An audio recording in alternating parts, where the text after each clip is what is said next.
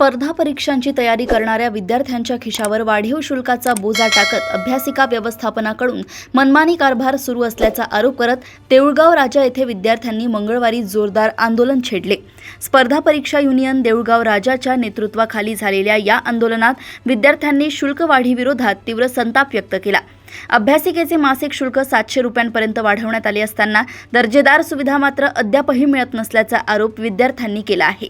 Fee वाढवताना व्यवस्थापन तत्पर असते, मात्र सुविधा देताना उदासीनता का, असा थेट सवाल विद्यार्थ्यांनी यावेळी उपस्थित केला। ग्रामीण भागातील आणि सर्वसामान्य कुटुंबातील विद्यार्थी मोठ्या आर्थिक अडचणींवर मात करून स्पर्धा परीक्षांची तयारी करत आहे। अशा परिस्थितीत वाढीव शुल्क लादून विद्यार्थ्यांची आर्थिक पिळवणूक केली जात असल्याची भावना आंदोलनकर्त्यांनी व्यक्त केली आहे।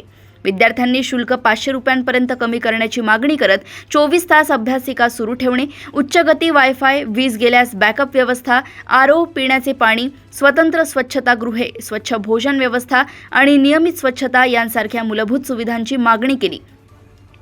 विद्यार्थ्यांनी प्रशासन व अभ्यासिका व्यवस्थापनाला निवेदन सादर करून तातडीने निर्णय घेण्याची मागणी केली असून अभ्यासाचा हक्क लूट नव्हे, फी वाढ रद्द करा, विद्यार्थ्यांची आर्थिक पिळवणूक बंद करा अशा घोषणांनी संपूर्ण परिसर दणाणून सोडला होता।